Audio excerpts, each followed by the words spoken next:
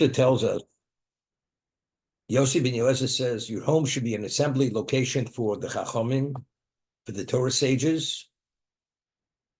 You should roll in the dust of their feet, meaning you should be negated to them totally, to accept their position, meaning their perspective of Torah.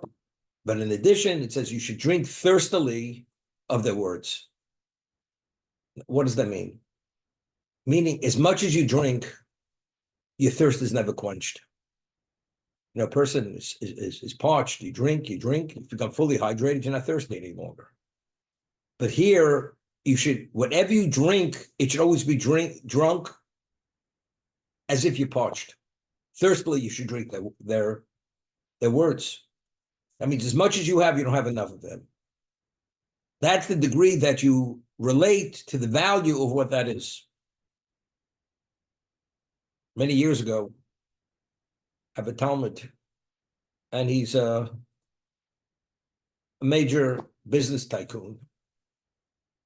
And this story goes back 30 years ago. And he was buying a steel mill in Ohio. And he said to me, it's over 30 years ago, maybe 35 years ago, he says, I've never prayed so hard. And he's a man who wears tefillin every day, davens every day. He says, I've never prayed so hard as today. So I said, why? He says, because I'm bidding on this steel mill in Ohio, and I really want to be able to buy it. So I said to him, why is it so important for you to buy it? Why? I mean, Baruch Hashem, you're a wealthy man. You own many companies. What's so special about the steel mill? That's what I asked him. So he said to me, because if he buys the steel mill, it'll bring him to another level that he'll be able to give charity, tzedakah, at a level that he could have never given until now. So that will be his medium to be able to come, not a philanthropist at another level, about tzedakah at another level. And he did, as a result of that. But you're giving stuff. You're giving this. There's so many causes which have to be addressed and underwritten. So if you're pained that they're not underwritten, you're not going to leave a stone unturned to find means to be able to underwrite those causes. Because those issues concern you. And you feel pain because they're not being addressed and attended to. A person who reveres Torah and understands it's an innate, unlimited value, and that's the ultimate in God's will. It's as much as you do, you haven't done enough. Give you an example. Person loves his wife, and it's Avos tluya b'davar. It's not contingent because she does for you, because you appreciate innately what her value is. As much as you do for her, you always feel if you do more, you want to do more. Why? Because you appreciate her innate value. Lahavdil. Rambam writes at the end of Hilchos Tshuva that David HaMelech, his Avos Hashem, his love for God, was the equivalent of a man being lovesick for a woman.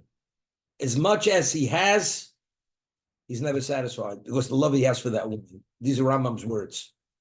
David HaMelech's love for Hashem was, as much as he did, he always felt he wanted to do more and more. He was consumed because he felt if he could do more, he wants to do more. As much as you drink, you reach your saturation point. There's no saturation point. When it comes to Torah, you're always parched. If you could have more, you want more. Because every more is doing God's will at another level, and it's an enhancement of your spirituality at another level. We speak about Talmud Torah Keneged Kulam. The innate value of Torah is the equivalent of all the mitzvahs combined. So therefore, Avishose B'tzomes Devreim. You should drink whatever you hear and focus on their words. It's always thirstily you're drinking it. But I heard Dvar Torah. The Gemara tells of her story. Reb Zera originally was a Babylonian. And the Babylonian approach to Torah, the oral law, was different than the Yerushalmi approach. Different approach. And he wanted to leave Babylon and to study as the Yerushalmis, those who live in Israel, study. He fasted 100 fasts that he should forget the process of how to process the oral law according to the Babylonian approach. So he should be open to be able to learn and not distracted due to his prior knowledge of the analytical approach of the Babylonians. He should be open to assume this new analysis, which is the Jerusalem analysis. And he did.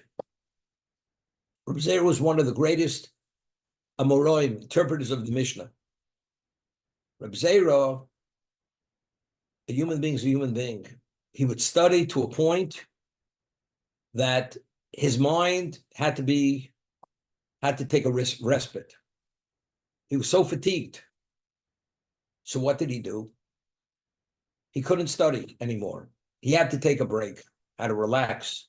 So the Talmud tells us he would sit outside the study hall so that every Torah sage that would walk in, he would stand up for him. That if I can't study the Torah, at least I'll honor it, I'll revere it by standing for the Torah sage that walks in. He himself was a great Torah sage. But nevertheless, it doesn't minimize you're valuing another Torah sage, his Torah. You study to the point your mind can't absorb anymore. You need the break. You've done enough. What do you mean? If I could sit outside the study hall and relax and simultaneously show my reverence to Torah by standing for every Torah stage that goes through that entrance of the study hall of the Beis Medrash, that's what he does.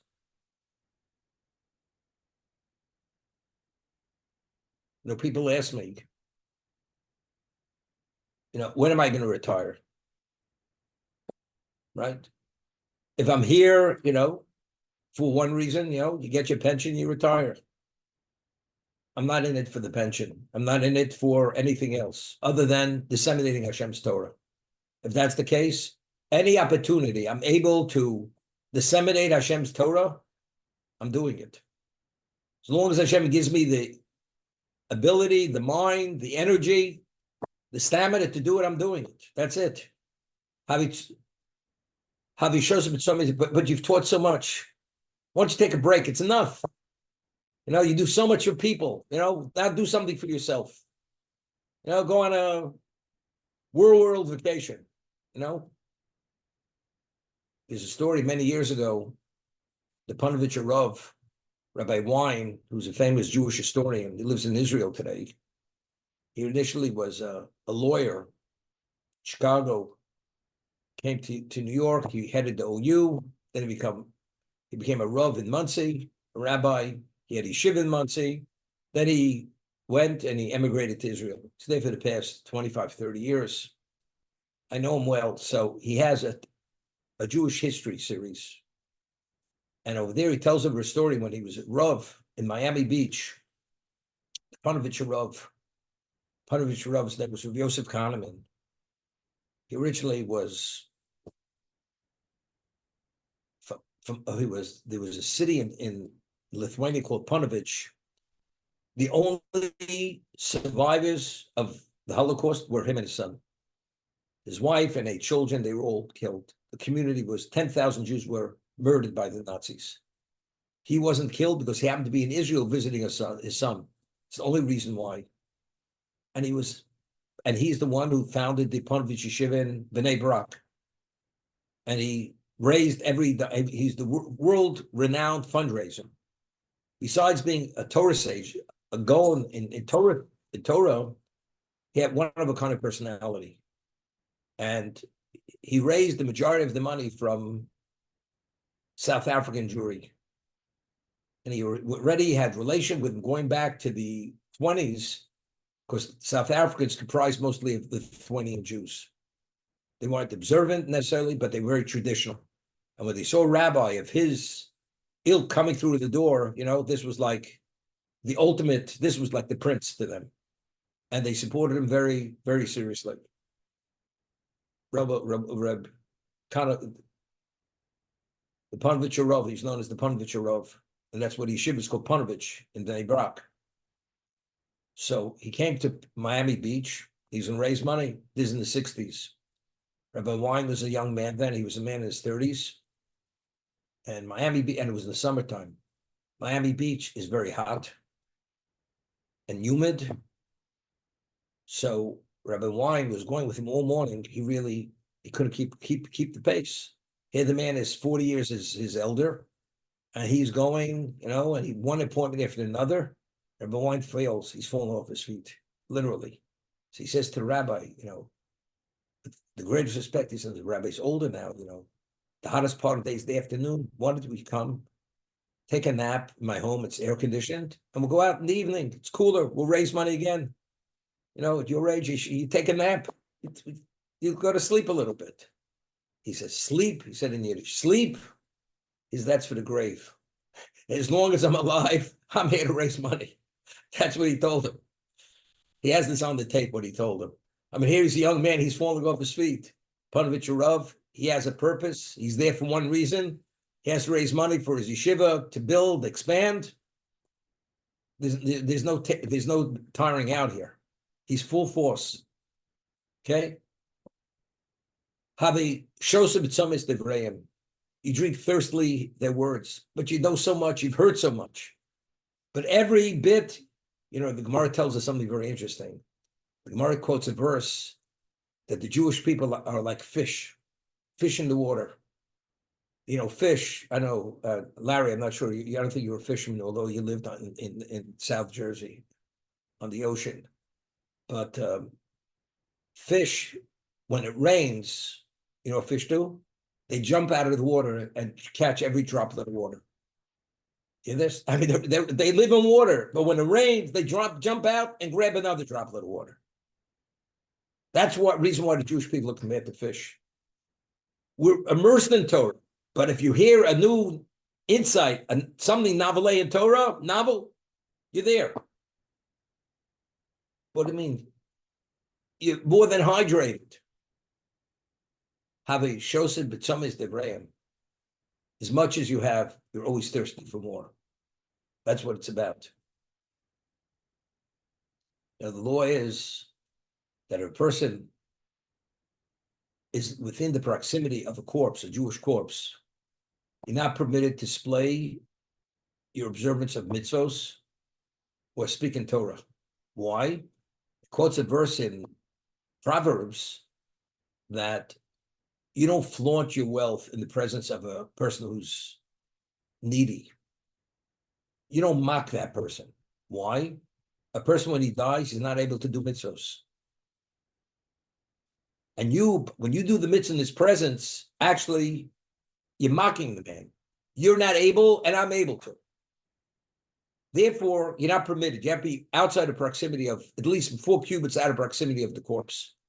That's why the Gemara tells us, a person in those days, people wore tzitzis on their outer garments. If you had a 4-cornered garment, you put tzitzis on it. So one of the rabbis was walking in the cemetery, and his tzitzis were dragging on the graves. So his colleague says to him, don't you realize what you're doing? The dead, it was a Jewish cemetery. You're mocking the dead. Here, you're able to do the mitzvah. Are you flaunting that you're able to do the mitzvah? They can't do the mitzvah. It's a disrespect. Take the tzitzis, put it in your pants. Again, the corpse feels deprived. You know what I mean? It's deprived. There's a story, Reb Baruch Ber Leibowitz, who was known as the commentator of Rosh Yeshiva. He was a student of Rav Chaim Brisker, Rav Chaim Soloveitchik, giving some Jewish history here. And he was the closest student of Rav Chaim Soloveitchik. And eventually he established a yeshiva in Kamenetz, which is in White Russia. And it was known as the Kamenetz yeshiva. He had he produced the best students. Many Torah scholars, very advanced Torah scholars, he mentored them. And when he came to Volozhin, he wanted to be admitted. He was very small. Even as a child, even as an adult, he was very short. And he comes, you couldn't go into the Volozhin to be accepted unless you had to take an examination, like an entry exam. You had to know 500 folies of Gemara. by heart. He was 10 years old. He comes and he takes the exam like a breeze. He's 10 years old. So they say to him, he wants to be admitted. And they said, we're sorry, you're only 10. Come back when you're 16. We don't accept anybody in the yeshiva unless you're 16 years old. So he was disappointed. So what happened? But he wanted to attend the lecture of Rav Chaim Brisker, who's world renowned as analyst within Torah. His approach was unique, one of a kind. Rav Chaim Brisker, before he would say a public lecture in Volozhin, he would prepare the shiur with an inner circle of his students. He would present to them, his insights and review it with them and refine it. And then when he was ready for real time, he'd go before a few hundred students and give over his lecture. So he's preparing the shiur in the small room with his inner circle of students. And there's a tiny window in the room. All of a sudden, as he's talking and he's engaging with his closest students, this little kid comes flying through the window. And he lands on the table. He was listening by the window to the preparation, couldn't contain himself. He jumped in. So Rav Chaim Soloveitchik saw his desire for Torah, says, even though he's 10 years old, we're going to accept him. And because of that, he was accepted in the Volozhin, in Volozhin. And he became the closest student of Rav Chaim Soloveitchik. Havishosem Tzomei is the brain. As much as you have this rabbi, that rabbi, but it's not that rabbi. It's a whole different level. But you've heard so much from him. I haven't heard enough. L'havdil elef avdolos. You say being. You discover whatever it is. To deal with polio, you discover this, stuff that. And all of a sudden, you as a research doctor, you find out you're able to come about the secret how to cure every cancer in the world. You've already conquered many diseases that were not conquerable.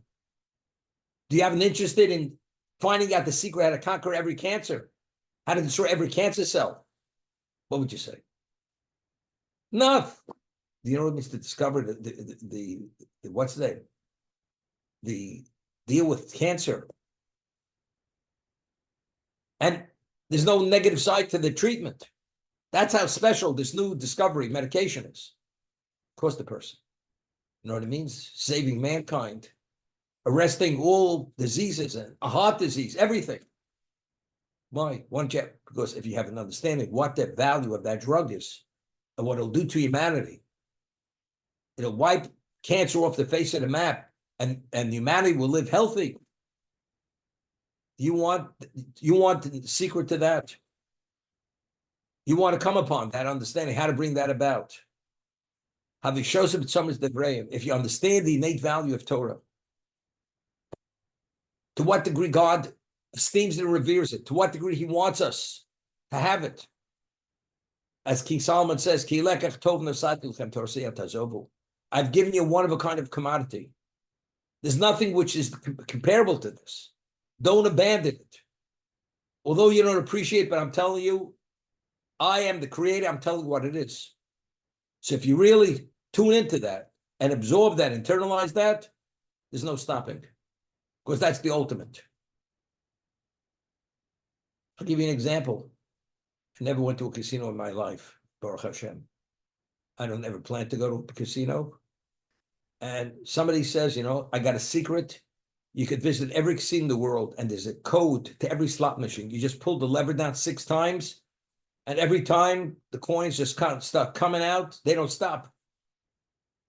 And you went to 6 casinos, you did it, but there are another 150 casinos. And with that money, and every time you go to the next one, it's not silver dollars, gold coins come out, then platinum coins, and then diamond coins. It keeps on being the ante. Could you stop pulling that lever? You can't stop pulling the lever. The value keeps increasing at a level which is it's unheard of. If you understand and relate to the innateness of what Torah is, you're always parched. You always want more.